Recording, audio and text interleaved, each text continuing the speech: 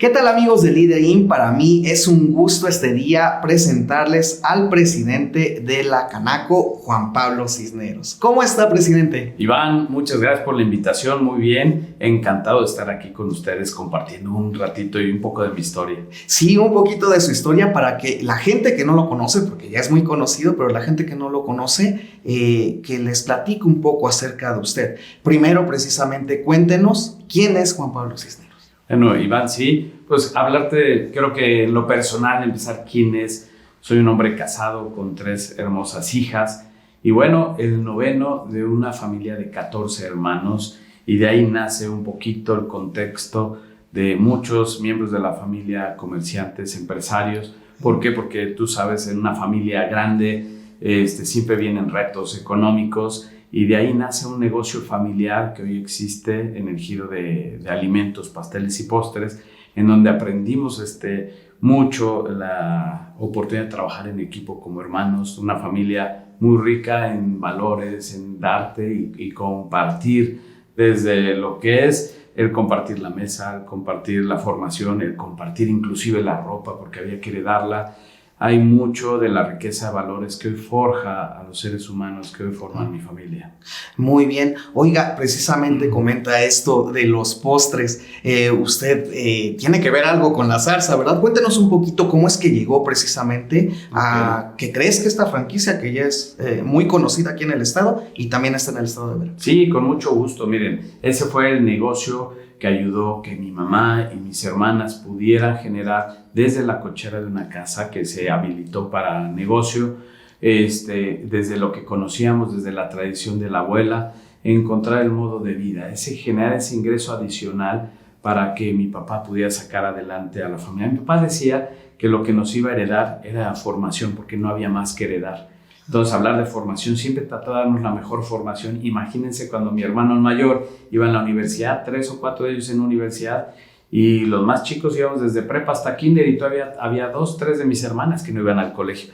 Imagínense la inversión en formación, no era fácil sacar adelante una familia, alimentación, vestido, y de ahí nace este negocio de pasteles y postres, desde el conocimiento heredado por la abuela hasta la capacidad de mis hermanas y de mi mamá de crear sabores, productos, y de mucha gente generosa cercana a nosotros que iba y nos compraba, nos hacía a favor de probar nuestros productos. Y creo que el gran secreto es que la salsa, desde sus orígenes, cuando no se llamaba la salsa, creo que el acierto fue dar siempre la mejor calidad, el mejor sabor y por supuesto un servicio inigualable. La verdad es que éramos desde muy chiquitos, les platico, yo a los 11 años ya tenías la edad para empezar a ayudar, a atender al público, a lavar los trastes, ayudante de cocina. O 12 años oficialmente ya tenías el cargo de algún turno dentro del negocio familiar. Y la verdad es que podemos empezar desde muy temprano ese proceso formativo, acompañado, sí, por un lado la escuela, la educación académica, pero también el aprendizaje de cómo llevar un negocio, cómo administrar un negocio, tema de inventarios, etcétera, etcétera, ¿no? Oiga, precisamente, y para la gente que quiere ser emprendedora, ¿cómo obtener este éxito que han tenido ustedes con la zarza, por ejemplo? ¿Cuáles son los puntos clave que usted le recomendaría a un pequeño empresario, a alguien que está empezando con su proyecto, para que sea tan exitoso como lo son ustedes? Fíjense, siempre dicen, el primer dato que debemos de tener claro es cuál es la necesidad no atendida, o tener claro dónde quieres marcar diferencia.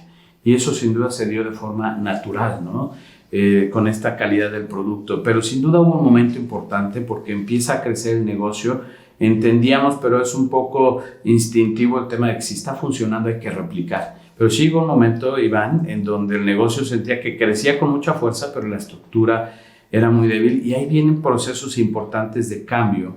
Hoy, quien es el director general de la empresa, uno de mis hermanos, había tenido la oportunidad de terminar su carrera como ingeniero electrónico. No tendría nada que ver aparentemente con el negocio. Yo también soy ingeniero electrónico, sí, y aparentemente nada que ver, pero sí el proceso académico de estructurar el pensamiento. Y él en su momento había podido trabajar en una franquicia que él le enseña toda esta temática de los procesos, del control, de la gestión, y él regresa y ayuda a mi papá, se involucra en el negocio y le da esa estructura que es fundamental. Empieza con los equipos de cómputo y empieza a implementar sistemas de control y luego empieza a contratar gente especializada. Y creo que aquí la clave del éxito era crecer con un buen producto, crecer en el mercado, pero también irlo sosteniendo a través de una estructura administrativa importante, y ese equilibrio entre el producto y por otro lado entre la estructura administrativa y las buenas decisiones fueron haciendo que esta marca se fuera consolidando, que se genera justamente ya el nombre, una marca que se registrara, y de ahí todo fue procesos e ir evolucionando, ir ajustando en el camino. Y muchos de nosotros que nos fuimos involucrando en el proceso como familia, con el tiempo también entendíamos que había que jugar otros roles y dejar que la familia viviera ese momento de emprender y luego también de soltar, porque realmente hay muy pocos miembros de la familia. De hecho, hoy solo mi hermano está al frente del negocio en la parte corporativa, muchos de nosotros comercializamos, pero ese momento son importantes, que no son sencillos para los que han tenido este negocio y este momento de hasta dónde la familia debe continuar y hasta dónde el negocio de ser dirigida por especialistas. Es un momento difícil, pero muy importante. ¿Por qué debe estar la familia operando en una empresa? No es que sea imposible, pero no siempre es la razón. Entonces la Zarza aquí vivió ese momento y ha estado viviendo ese momento de transformación, de migrar, y creo que son elementos claves, sin duda. Muy bien. Oiga, cuéntenos entonces cómo después de todo esto, ya en el mundo empresarial, ya tiene mucha experiencia precisamente en el sector de alimentos. ¿Cómo es que llega a la Canaco? ¿Cómo es que Juan Pablo Cisneros llega a ser presidente? Sí, fue un momento en donde yo tuve la oportunidad de estar en todos los puestos de la empresa y empezar a llegar ya a los puestos directivos, director de finanzas, director general adjunto. Entendíamos que también eran momentos de jugar roles más de representación en la sociedad.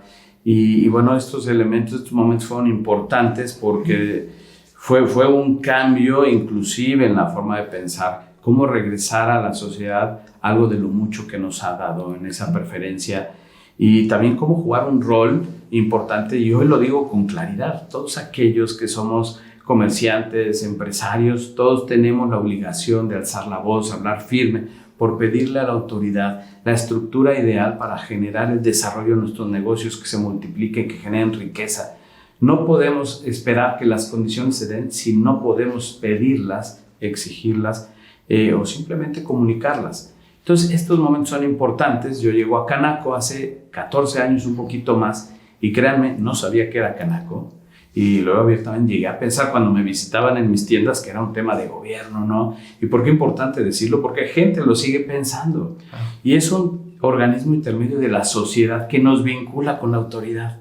Pero eso fue el proceso de llegar de no saber qué era Canaco, saber que podía encontrar espacios donde opinar, donde ser escuchado, pero aprender lo valioso que son los organismos en esta interlocución, esta comunicación con la autoridad para poder expresar estas necesidades para desarrollar nuestros negocios. Con el tiempo fui jugando mi rol de consejero suplente, luego titular, y me tocaba salir porque las cámaras tienen sus estatutos. Pero ahí vienen elementos importantes, diosidencias, podría decir. ¿Por qué? Porque de repente alguien se fija en ti. Yo estaba muy chavo, entré a los 28 años a Canaco, más o menos a esa edad, y alguien se fija en ti y dicen, este chavo a lo mejor puede aportar más, hay que jalarlo. Y entonces empieza a jugar algunos roles ya más directivos, más cercanos al presidente, y eso me permitió estar.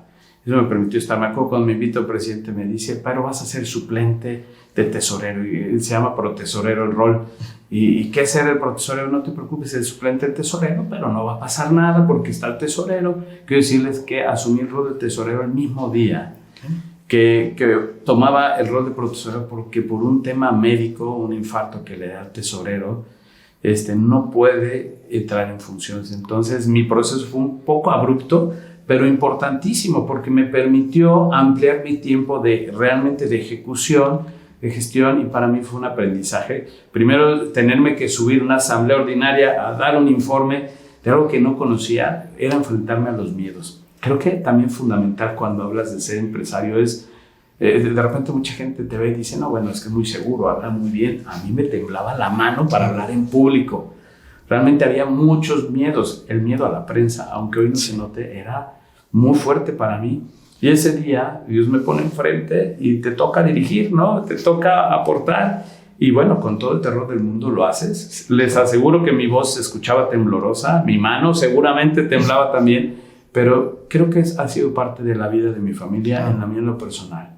Afrontar los retos que tiene la vida y decir, vamos para adelante. Precisamente, ¿cuáles son los retos a los que se enfrenta ahora ya encabezando Canaco? ¿Cuáles son las necesidades que tienen todos los agremiados? Iván, yo creo que el primer reto que tuve, aprender a dirigir personas y sacar lo mejor de ellas, que trabajen en equipo. Pero eso es relativamente, hoy lo veo fácil cuando eres emprendedor, porque son tus colaboradores, son la gente que contratas. Dirigir líderes no es sencillo. ¿Por qué? Porque todos son líderes en sus empresas, en sus familias y de repente tienen sus propias ideas. Y hoy Canaco me pone al frente del organismo por dos temas que son fundamentales. Primero, desde hace 6 años, con los dos presidentes anteriores, se planteó un cambio en la estrategia. Y eso me permitió a mí ir entendiendo que había un cambio en el rumbo.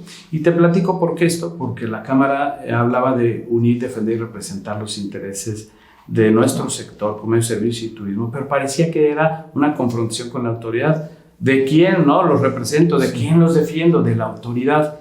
Y la realidad es que lo seguimos haciendo, pero en un contexto distinto. Hoy la Cámara de Comercio que dirijo tiene una visión y una misión mucho más social, mucho más de cambio. Hoy decimos que tenemos que contribuir en la transformación de nuestras sociedades a través de la libre empresa, el trabajo digno, el desarrollo económico y la promoción de instituciones responsables y eficaces, y eso lo cambia todo. ¿Por qué? Y se los digo mi consejo, ¿en qué momento y qué habíamos tomado previo para definir eso? Porque habla de un cambio desde la persona, desde nuestras empresas, y que esa derrama alcance a la sociedad. Y creo que el elemento fundamental está en no esperar siempre algo económico que transaccionar, sino cómo me doy a los demás, cómo te ayudo desde la Cámara, cómo ayudo al comercio, cómo ayudo a la sociedad. Y esto es fundamental, porque entonces ya no es que voy a transaccionar aquí en este puesto que me da visibilidad y me empodera, no, es cómo me doy a los demás desde este rol de responsabilidad y de poder, para ayudar a que los demás crezcan mucho más rápidos. Y los retos fueron compartir esta idea y que todos se sumaran a lo mismo, porque tienes que identificar el talento de cada uno de los consejeros, pero enfocado a la sociedad, a los comercios, a las empresas. Y de ahí es que hemos empezado a generar una sinergia de compromiso que nos permitirá sustentar este cambio profundo en la visión. Y estamos muy contentos porque lo hemos logrado, y los elementos fundamentales son, además de 9 pilares, que son muy amplios, me quisiera enfocar en 2, en el comercio digital, en el comercio nacional e internacional, en la vinculación con otros organismos para hacer mucha sinergia. Y de ahí el lema que tenemos, que unidos somos más fuertes. Claro. Solo así lo vamos a lograr, Iván. Perfecto. Oiga, finalmente, y para concluir esta entrevista, viene su aniversario también. Cuéntenos, pues, cómo lo van a celebrar, qué es lo que va a acontecer o qué es lo que van a realizar. El día de ayer cumplimos 134 años de vida. La verdad, el legado que nos dejan los expresidentes, los exconsejeros y los equipos es muy importante. ¿Y qué queremos desde el día de hoy? Que ya decimos que vamos rumbo al 135 aniversario. Al 135 aniversario será un año de varios eventos, de mucha visibilidad, donde queremos comunicar nuestra misión de transformación, de compromiso de darnos a los demás. ¿Esto con qué efecto?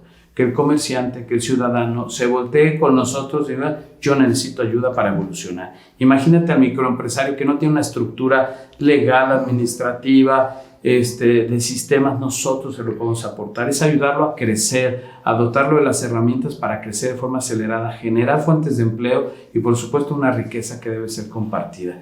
Entonces será un año de mucha visibilidad, de mucha celebración, pero el objetivo está trazado en esto, comunicar este cambio, Iván. Comunicar el cambio, ¿verdad? Y bueno, muchísimas gracias, le agradecemos mucho su atención, mucho su tiempo también, porque es una persona muy ocupada, y esperemos que no sea la última vez que nos acompañe aquí en Leadering con nosotros. Iván, encantado de compartirlo con toda la audiencia. Y la verdad, estaré encantado de las veces que sea necesario venir aquí y seguir compartiendo historias de transformación. Muchas gracias a ustedes, Iván. Muchísimas gracias y nos vemos la próxima.